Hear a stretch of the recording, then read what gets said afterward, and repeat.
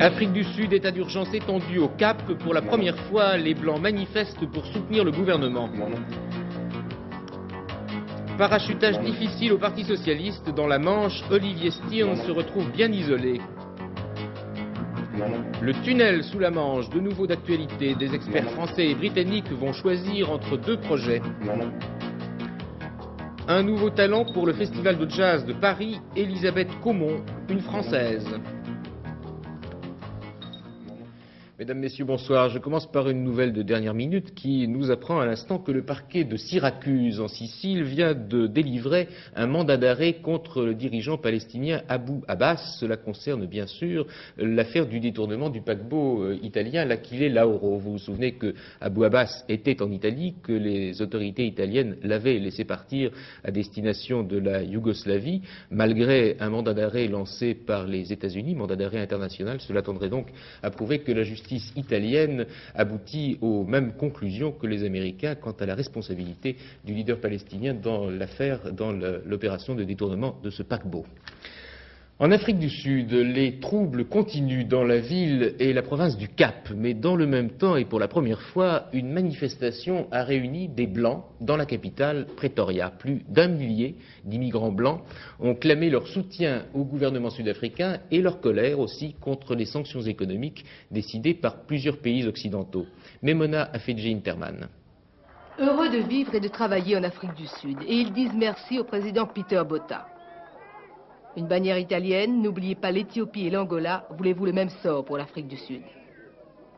Autre formule choc au Zimbabwe, Mugabe tue les touristes, nous tuons les terroristes. Nous aimons l'Afrique du Sud, scandent les marcheurs. Dans le cortège, des ressortissants français. Leur credo accroché à une banderole, l'avenir de l'Ouest se décide ici.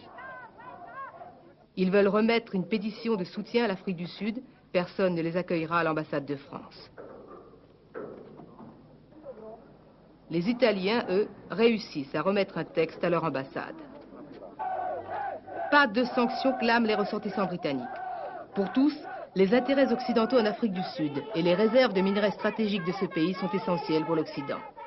Nous aimons l'Afrique du Sud, chantent les enfants. Cette Afrique du Sud-là pleurait encore ses morts aujourd'hui à Gougoulé-Tout, près du Cap. 9 morts. L'extension de l'état d'urgence à 8 districts du Cap, la deuxième agglomération du pays à partir de minuit ce soir, a renforcé la détermination des mouvements anti-apartheid. Le gouvernement est incapable de maîtriser la situation, déclarait pour sa part un porte-parole du Parti fédéral progressiste. Le pouvoir, crie la foule. Au même moment, la police arrêtait à Johannesburg 30 militantes noires parce qu'elles dénonçaient les brutalités policières. Pour les autres, le combat continue. En Argentine, au lendemain de l'instauration de l'état de siège pour lutter contre la montée de la violence, le gouvernement a réaffirmé aujourd'hui que les libertés publiques ne seraient pas affectées par cette mesure qui s'appliquera pendant 60 jours. Il a confirmé d'autre part que les élections législatives partielles prévues pour le 3 novembre se dérouleraient normalement. Hubert Coudurier. L'expérience du passé aidant, la proclamation de l'état de siège n'a pas bouleversé la vie des Argentins. D'autant que la liberté de réunion n'est pas remise en cause à l'approche des élections. En fait, cette mesure constitutionnelle était nécessaire pour justifier les arrestations des dernières semaines. Mais le président Alfonsine ne s'y est pas résolu de gaieté de cœur. Il sait le coût politique d'une telle décision qui vise à stopper les attentats encouragés par d'anciens militaires en exil. Ainsi, ceux qui ont salué le retour à la démocratie ne manqueront pas de lui faire remarquer qu'il agit à l'égard des terroristes comme ses prédécesseurs. C'est donc toute la confiance retrouvée dans ce gouvernement civil, aidé par des résultats économiques en voie d'amélioration, qui risque d'être ébranlée, notamment chez les investisseurs, comme en témoigne la hausse du dollar sur le marché parallèle. Cette réédition de l'état de siège proclamé la dernière fois en 1974 montre en fait la fragilité du régime argentin. En France, les déboires continuent au Parti socialiste pour les candidats parachutés aux législatives. 2 ministres, Jacques Lang et Yvette Roudy, qui devaient se présenter dans les Hauts-de-Seine, ont été rejetés par la commission exécutive du PS de ce département. Situation délicate également pour Olivier Stirn dans la Manche. Pourtant, le Congrès de Toulouse avait pris position en sa faveur, en le préférant au ministre Henri Nallet. Il est donc tête de liste, mais aucun candidat socialiste n'accepte pour le moment de le rejoindre. Daniel Sportiello. Si Guillaume le Conquérant a envahi l'Angleterre, Olivier Stirn a bien du mal à conquérir la Manche. La Fédération socialiste sur le pied de guerre ne veut pas de lui pour conduire la liste. Que une liste soit ouverte à Olivier Stirn, certainement, mais pas la tête de liste et pas le seul poste à pourvoir en tant que parti socialiste. Olivier Stirn pouvait penser pourtant qu'on lui offrait la Manche sur un plateau. Lionel Jospin et le Congrès socialiste de Toulouse ont approuvé sa candidature, ce qui est dans la suite logique de l'ouverture aux personnalités extérieures décidée par le PS pour les législatives. Mais ni l'aval du premier secrétaire ni celui du Congrès n'ont pu convaincre les militants d'accepter parmi eux l'ennemi de toujours. Bon, il a été droite, tout le monde le sait. Il a évolué, tout le monde s'en réjouit. Mais il n'en reste pas moins que nous, socialistes, nous avons un certain nombre de valeurs à défendre, un certain nombre d'idéaux dont nous sommes porteurs. Nous disons l'ouverture, oui, mais pas la substitution d'identité. J'arrive de l'extérieur, j'avais dans le passé défendu des idées contre lesquelles ils s'étaient opposés. Aujourd'hui, nos idées se sont rapprochées, mais ils n'en ont pas tous conscience. Et puis, ils ne sont pas sûrs que je vais bien défendre la Manche. Donc c'est normal qu'il y ait une réaction comme cela au départ, c'est sain. Olivier Stirn, désavoué par les manchots, se retrouve bien seul. Tête de liste, oui, mais sans colistier. La réunion des responsables fédéraux cet après-midi à Saint-Lô n'a pas été très fructueuse pour lui. Pas un candidat qui veuille rejoindre sa liste. Son seul soutien jusqu'à présent, celui du député sortant, qui d'ailleurs ne se représente pas. La partie de bras de fer, engagée par la Fédération rocardienne, avec Lionel Jospin, continue. Elle voulait pour tête de liste Henri Nallet, le successeur de Michel Rocard au ministère de l'Agriculture. Elle ne l'a pas eu. Ira-t-elle jusqu'à proposer une liste dissidente à la Convention nationale du PS le 9 novembre? Qu'il y ait des listes dissidentes, c'est en effet quelque chose de difficile, parce que ça veut dire qu'on se met hors du parti. Mais on ne peut pas non plus ne pas tenir compte de la volonté affirmée, réaffirmée constamment de la part de la quasi-totalité des militants de ne pas accepter Olivier Stirn. Face au remous, Olivier Stirn veut garder le calme des vieilles troupes, histoire de rappeler qu'il en a vu d'autres depuis 17 ans, qu'il est élu du Calvados. L'heure du combat approchant, il ne doute pas de la réconciliation. Mais c'est vrai, il faut que ce soit bien fait, le maquillage, parce que sinon... Pour le ralliement final, le chef de troupe a trouvé un mot d'ordre. Après tout, dit-il, nous sommes tous des sociodémocrates. Pourquoi ce rapprochement tardif avec les socialistes? Parce que désormais, les socialistes sont devenus sociodémocrates. Et donc, on rejoint mes convictions. Ce qu'ils disent aujourd'hui, le compromis Rocard-Jospin, qu'est-ce que j'ai à y dire? Prenez-le, prenez ce que je disais il y a 10 ans, 5 ans, c'est exactement les mesures que je préconisais.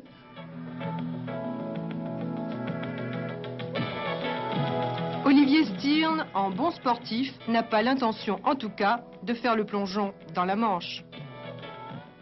Et il n'y a pas que chez les socialistes. Au RPR aussi, certains parachutages sont mal vécus à la base. En Bretagne, par exemple, 10 conseillers municipaux de Lannion ont renvoyé leur carte à leur parti aujourd'hui à cause du parachutage chez eux de Bertrand Cousin, maire adjoint de Brest. Le tunnel sous la Manche, ou le pont-tunnel, on ne sait pas encore, dont on parle depuis tant d'années, va peut-être devenir enfin autre chose qu'une maquette. Les deux projets qui sont en compétition vont être soumis dès la semaine prochaine à un groupe d'experts français et britanniques. En principe, c'est la dernière étape avant la décision ultime qui doit être prise par les deux gouvernements. Valérie Chénine. Relier la Grande-Bretagne au continent européen, abolir ces quelques kilomètres d'océan qui les séparent cruellement, la science-fiction devrait devenir réalité à mesure que l'on rejoint l'an 2000. Le tunnel sous la Manche devrait voir le jour dans les années 90 grâce à une étroite coopération franco-anglaise. Deux projets issus de deux grands groupes financiers sont désormais en lice, Euroroute et France Manche. Le premier propose une liaison autoroutière empruntant un pont-tunnel de 40 km doublé d'une liaison ferroviaire. Deux ponts permettront la circulation jusqu'aux îles artificielles entre lesquelles les automobilistes emprunteront un tunnel à moins 30 mètres de profondeur. Enfin, un tunnel parallèle mettra Londres et Paris à portée de TGV. France Manche propose à peu près la même chose concernant le train. Par contre, il conçoit la liaison transmanche entièrement immergée. Cette fois, pas de pont suspendu. Les automobilistes emprunteront une navette qui les conduira sous la mer jusqu'à destination. Coût d'Euroroute, 56,5 milliards de francs et création de 40 000 emplois durant sa construction. Coût de France Manche, 27 milliards de francs, création de 19 000 emplois. À partir du 31 octobre, les gouvernements français et britanniques auront 100 jours pour se décider. Une première cet après-midi au Palais des Sports de Bercy, à Paris. Le tennis a fait son entrée dans cette salle gigantesque. FR3 était là, peut-être avez-vous suivi en direct le match McEnroe-Lecomte, un événement puisque pour la première fois, le Français a battu l'Américain. Ce sont les derniers points qui ont été les plus spectaculaires, ceux précisément que vous n'avez pas pu voir, mais rassurez-vous, bien sûr, nous les avons enregistrés et les voici commentés par Michel Drey. John McEnroe au Palais Omnisport de Paris-Bercy. Comme toujours, il fait le spectacle. Mais aujourd'hui, Henri Lecomte joue son meilleur tennis.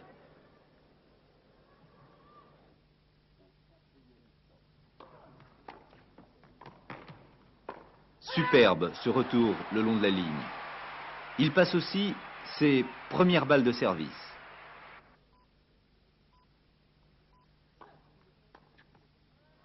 Henri Lecomte a gagné le premier set 6-4. McEnroe s'est imposé dans le deuxième 7-5. 6 partout au troisième tie-break. Et encore un échange superbe avec un joli réflexe de Lecomte au filet. Dans ce tie-break, l'Américain ne passe que rarement ses premiers services. Et lorsqu'il réussit une première balle, les retours de Lecomte le laissent sans réaction.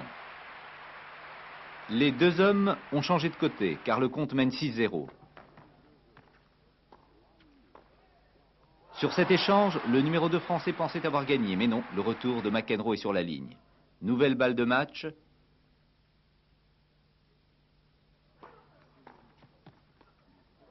C'est la bonne. Henri Lecomte s'impose pour la première fois face à John McEnroe. Et dans les coulisses, le sourire de la victoire et le baiser de madame. Dans l'autre match, Stefan Edberg a battu Noah en 2-7. La finale demain opposera donc Edberg à Lecomte. Un concert de légende cet après-midi à Paris. Des spectateurs avaient fait la queue nuit et jour pour acheter des places à prix d'or. Les plus chères coûtaient 1100 francs. Il faut dire que l'événement le justifiait sûrement. C'était le retour en France du pianiste Vladimir Horowitz. Il y a 34 ans qu'il n'avait pas joué chez nous. Personne n'a pu filmer ce concert, mais juste avant, Elisabeth Kilijian a fait partie des rares élus qui ont pu approcher le maître. Et elle a constaté qu'à 81 ans, si son talent de pianiste demeure éblouissant, ses rapports avec les journalistes sont toujours assez difficiles.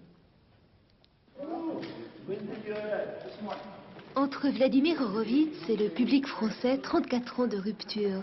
Entre Horowitz et les salles de concert internationales, de longs divorces, 16 ans de dégoût du piano, de la scène, des tournées, de la ferveur des foules et de l'avidité des photographes. De quoi nourrir paradoxalement la légende d'un octogénaire élevé au rang de mythe en chair et en os, et plus monstre sacré que nature.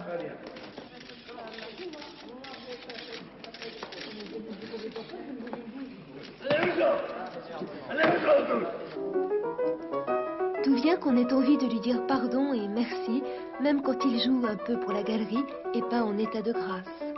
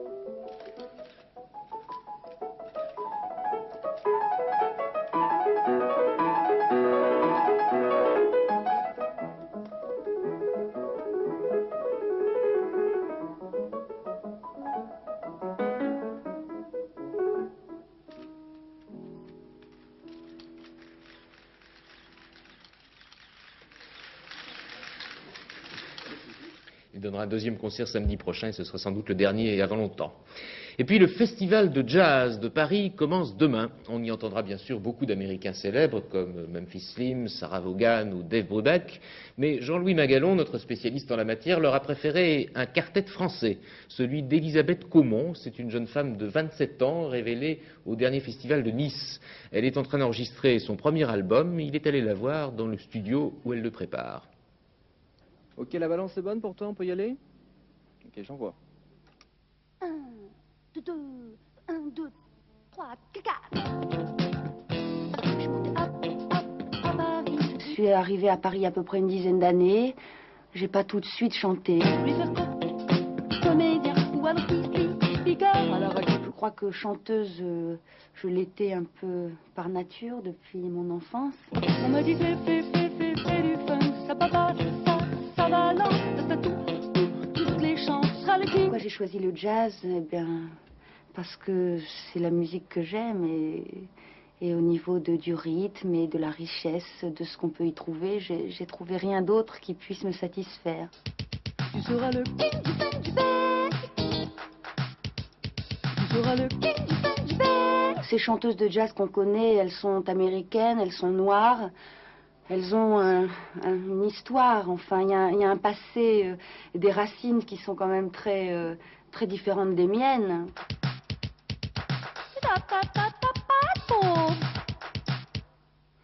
Pour travailler en France en tant que chanteuse de jazz, on a envie de travailler aussi en français. Ben voilà, ce qui s'est passé, c'est que au bout d'un moment, ça m'a gêné de parler aux gens en anglais. Parce qu'il y avait un dialogue qui était à sens unique. Moi, je leur racontais des histoires qu'ils ne comprenaient pas. Alors je me suis dit, je vais essayer d'écrire en français, c'est ce qu'il y a de mieux à faire. Et maintenant que je l'ai fait, je dois dire que ça me plaît. J'ai découvert quelque chose de nouveau. On m'a dit, ça ne pas pour trouver du temps. Votre répertoire est fait donc de français et d'anglais maintenant? Bah, il est fait surtout de morceaux avec des textes français. Il se trouve que, bon, je connais un peu l'anglais et aussi l'espagnol. Et par exemple, dans mon répertoire, il y a un morceau anglais. Just in time, round midnight, you have a moon, glimpse of tomorrow, you go to head, 7 steps to heaven, giant steps, return to forever, holy and soul.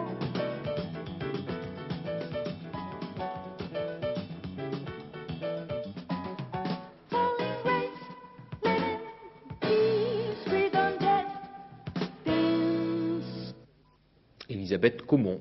Sans rapport direct avec la musique, si ce n'est peut-être l'ivresse qu'elle peut engendrer, je vous signale un petit livre plein de talent consacré au vin, 20 recettes pour le vin, rédigé comme autant de petites nouvelles par Pierre Tessier, illustré par Pierre François. L'éditeur Le Mascaret est une toute petite maison installée à Bordeaux, ça va de soi. Le tiercé à Auteuil cet après-midi, l'arrivée 10, 5 et l'As, il rapporte dans l'ordre et pour 5 francs, 927 francs 50, dans un ordre différent, 125 francs 50. Demain, il y aura un autre tiercé à Longchamp, ce sera du reste la dernière réunion de la saison sur cet hippodrome. Monsieur Courtine a choisi sur les 17 partants le numéro 3, le 4 qui sera son joker, le 2, le 6, le 7, le 8 et le 12. Et puis c'était aussi tout à l'heure le tirage du loto. Là, voici la combinaison gagnante. 1, 14, 16, 23, 33, 45 et 47. Les caprices du temps ont surpris les habitants du Roussillon. Il n'avait pas plu une seule goutte depuis 4 mois et demi sur cette région. Et bien depuis hier, des trombes d'eau se sont abattues autour de l'étang du Canet en particulier, au point qu'une route a été coupée. Et puis dans les Alpes, une autre route est bloquée, mais là c'est par la neige, vous le voyez, c'est celle qui passe au col de la Bonnette. Ça ne veut pas dire pour autant, d'après la météo, que l'hiver arrive en force. Cette abondance de neige est un phénomène purement local et on ne prévoit pas d'autres chutes de neige à cette altitude pour les heures prochaines. Pour demain, en effet, nous allons voir la carte. On annonce la persistance du beau temps sur la plus grande partie du pays, mis à part des brouillards abondants et parfois givrants le matin dans le nord-est, j'allais dire comme d'habitude. Seules les régions méridionales continueront donc d'être arrosées par la pluie. Quant aux températures, elles ne changeront guère. Les maximales s'échelonneront demain de 11 à 22 du nord au sud. Demain soir, nous avons rendez-vous à 21h55. Pour le moment, comme chaque samedi, nous allons retrouver Dynastie. Et avant cela, je vous rappelle les principales nouvelles de la journée. Excellente fin de soirée sur la 3 et à demain. Extension de l'état d'urgence en Afrique du Sud où pour la première fois des Blancs ont manifesté pour soutenir leur gouvernement. L'Argentine en état de siège, pas de danger pour les libertés, assure le gouvernement. Parachutage difficile dans la Manche pour Olivier Stirn qui ne trouve pas de colistier.